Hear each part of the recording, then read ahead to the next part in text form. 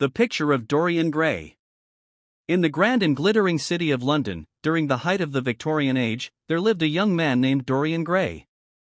He was breathtakingly beautiful, with golden hair, blue eyes, and a face so pure that it seemed untouched by time or sin. People often said that he looked like an angel carved in marble. One fine afternoon, Dorian was sitting in the elegant studio of Basil Hallward, a talented painter who was known for his portraits. Basil had been working for weeks on a painting that he believed was his masterpiece, a full-length portrait of Dorian Gray. As the artist's brush moved across the canvas, Dorian's image came to life, youth, beauty, and grace immortalized in color. Basil adored Dorian not only as a model but as a person.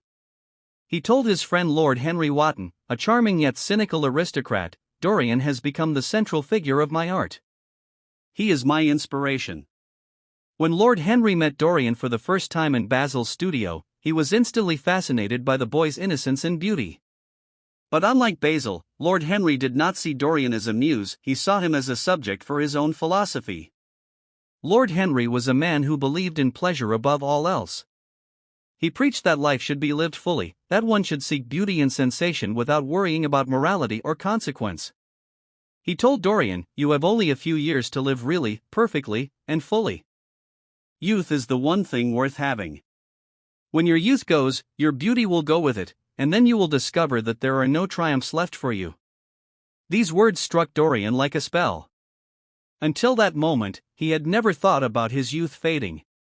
He looked at the painting Basil had finished and was struck by its perfection. It captured his beauty forever. Suddenly, a terrible thought crossed his mind. "How sad it is," he said softly, "that I shall grow old, and horrible, and dreadful, while this picture will always remain young.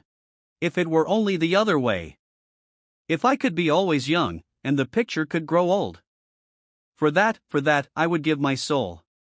The words were spoken half in jest, yet they carried the weight of a wish that would soon come true. The final confrontation. That night, tormented by guilt and horror, Dorian made a final decision. He would destroy the painting, destroy the only evidence of his sin, and perhaps free himself from its curse. He picked up the same knife he had used to kill Basil. "I will kill this monstrous soul," he said through gritted teeth. He plunged the knife into the portrait. A loud cry was heard from inside the locked room. When the servants broke down the door, they found a dreadful scene. The portrait hung on the wall, beautiful and young as it had ever been. But on the floor lay the body of an old, withered man, hideously wrinkled and lifeless, with a knife in his heart.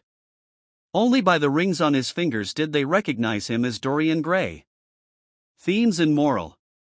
Oscar Wilde's The Picture of Dorian Gray is more than just a story of horror and beauty. It is a deep reflection on vanity, corruption, and the duality of human nature. Dorian's wish to remain forever young symbolizes humanity's obsession with beauty and the fear of aging. His portrait represents the hidden side of the soul, the part that bears the scars.